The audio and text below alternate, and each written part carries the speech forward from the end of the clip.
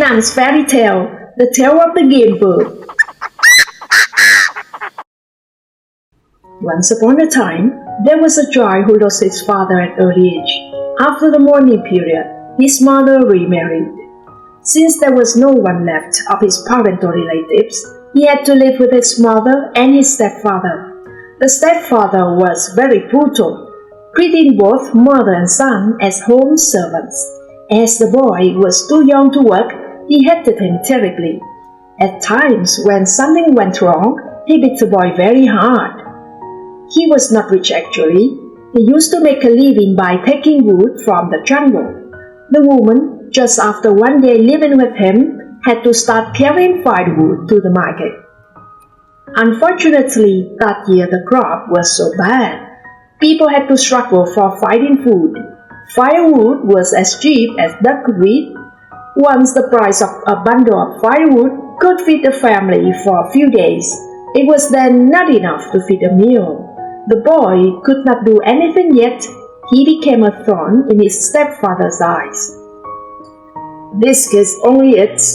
Useless. He makes it harder for us." He told his wife so and advised her to sell the child to someone else. But the woman refused. She said that she'd rather both mother and son die together than to leave her son. And so the stepfather intended to kill his wife's son. Human life at that time was as thin as a silk or a hair. So for the stepfather, he considered nothing. The farming seems to last long and increasingly intense. A large bundle of firewood now could not change for a lower price. That day, while his wife went to the market early, he took the boy to the jungle. He asked the boy, "Do you want to climb the guava tree to catch butterflies? There are many of them." The little boy fancied that he wanted to go. The jungle has so many strange things to attract the boy. He ran after the stepfather happily. The man took him into the deep jungle. When reaching the guava trees, he said to the boy, "That's guava, and here is a bowl of rice then. Stay here, I'm soon back." Then he left the boy, quietly withdrew, and went to another place to collect firewood. In the afternoon, when he walked into the house, he was surprised to find that the boy had already arrived before him.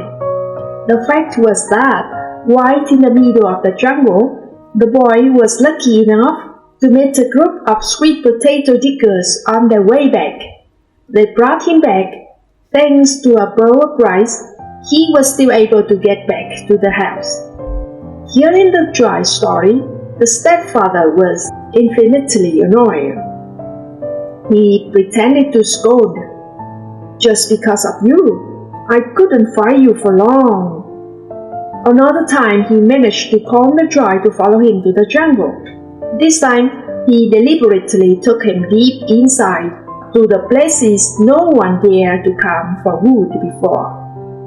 When he escaped from the little boy, he thought to himself, "If he doesn't die from wild beasts, he will die from getting lost. If he doesn't die from getting lost, he will starve." Until the late afternoon, not seeing the stepfather return, the little boy cried and screamed, but only for the echoes of the mountains. He frantically searched everywhere but didn't see any man. When he was exhausted and hungry, he went to the rice bowl left by his stepfather, not expecting it to be a bowl of sand, with just a layer of rice sprinkled on top and a few golden eggs to receive. The boy picked up the dusty rice and put in the mouth.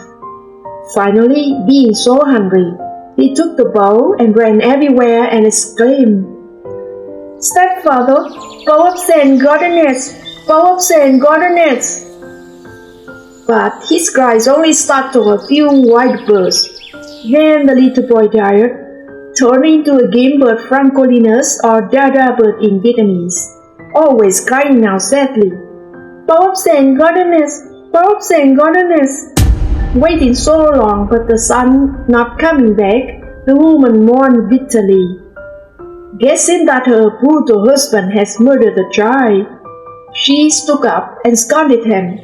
In the end, she forced him to go get her son right away, or else she would sue him for his evil act. The man went into the jungle to search. Suddenly, in the secluded jungle came the voice, "Pops and goddess, Pops and goddess." He felt frightened. It was the boy's son that spoke out his crime. Hearing several callings in a row, he had no blood at first, hurriedly ran away. But the sound, "Pops and goddess," chased after him. He ran on and on, from one forest to another.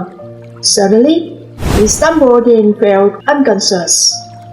A few days later, the woodcutter found his body lying cold on the edge of the forest.